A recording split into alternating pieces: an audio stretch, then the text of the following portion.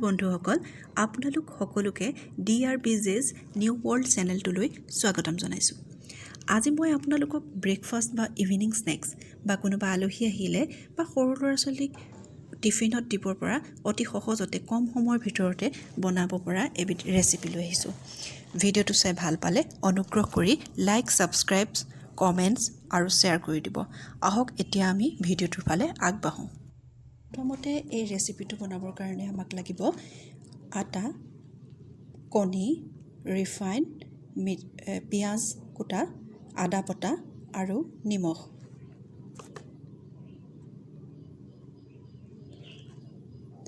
এতিয়া আমি এটা গামলাত আটা লৈ লম তাত অলপ নিমখ দি অলপ ৰিফাইন দিম আৰু আটা মঠাৰ দৰে আমি মুঠি লম পানী দি আটা মুঠাৰ দৰে ভালদৰে মুঠি লম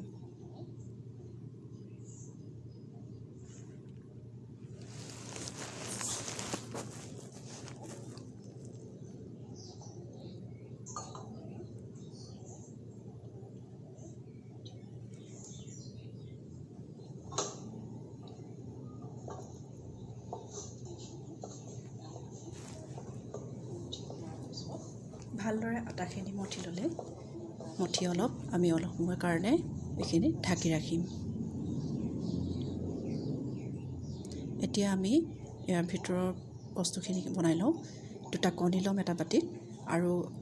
এটা পিয়াজ মিডিয়াম সাইজৰ এটা পিয়াজ কুটি ল'ম সৰু সৰুকৈ তাতে দি দিম আৰু অলপ আদা বটা দিম আৰু জোখমতে নিমখ দি ল'ম তাত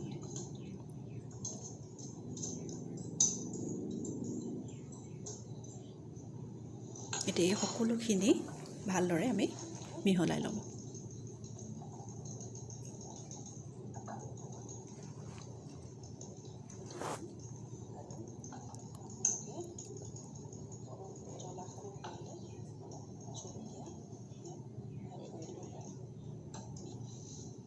এতিয়া মুঠি থোৱা আটাখিনি পুনৰবাৰ আমি অলপ সময়ৰ কাৰণে মঠি ল'ম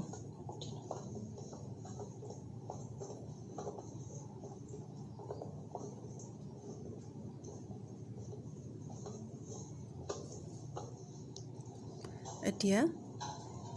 আমি এই মঠি থোৱা আটাখিনিৰ পৰা সৰু সৰু বল কৰি ল'ম পুৰি বনোৱাৰ জোখত সৰু সৰুকৈ বল বনাই ল'ম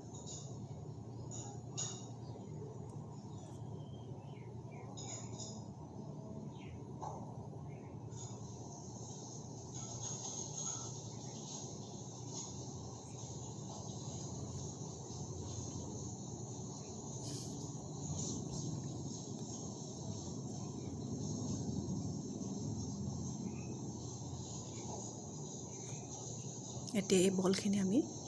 ভালকৈ গোল কৰি ল'ম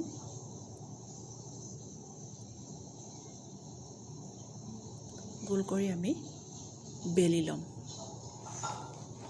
পুৰি বনোৱাৰ জোখত বেলি ল'লেই হ'ব প্ৰয়োজন হ'লে অলপ শুকান আটা লগাই ল'ব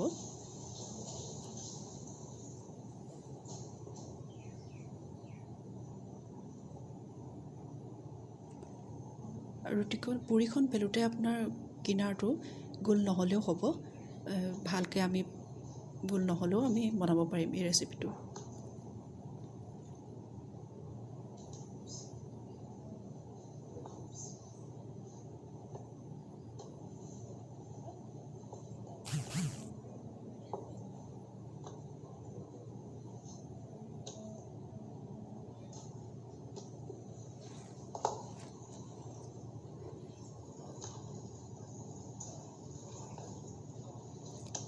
এইদৰে আমি সকলোখিনি বেলি ল'লোঁ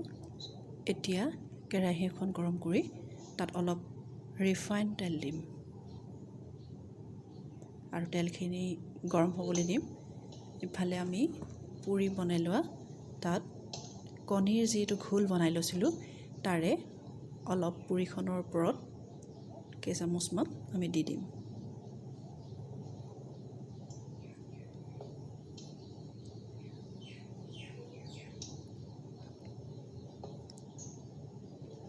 এতিয়া আমি চাৰিওকাষে এনেকৈ মুটুকাই দিম যাতে ভিতৰৰ কণীখিনি বাহিৰলৈ ওলাই নাযায়।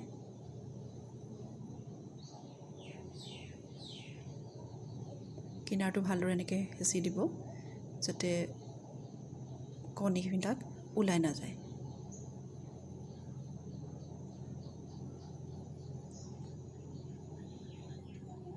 লাহেকৈ আমি কণ লৈ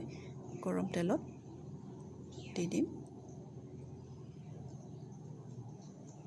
তেলখিনি অৱশ্যে ভালকৈ গৰম নহ'ল, হ'লেও তোমাৰ অলপ সময় লাগি ভালেই হ'ব। এয়া চাওক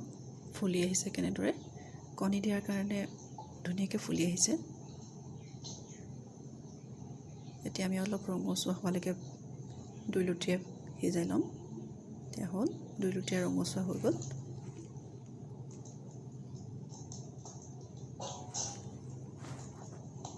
এতিয়া আমি ভালকৈ তেলখিনি যাবৰ কাৰণে হেতাখন এনেকৈ দি তেলখিনি যাবলৈ দিম অলপ সময় আৰু একাৰি থ'ম।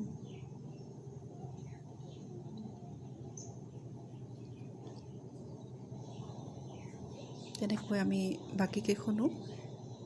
বনাই ল'ম।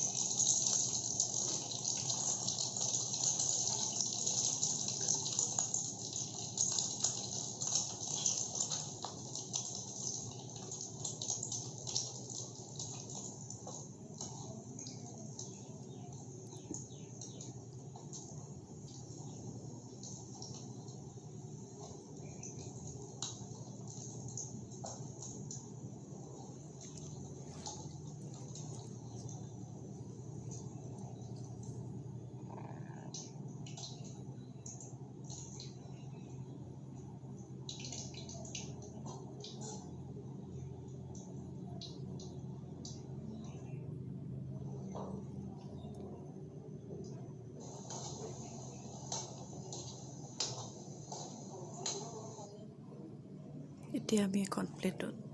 বা এনেকৈ ডিছত ধুনীয়াকৈ সজাই দিম।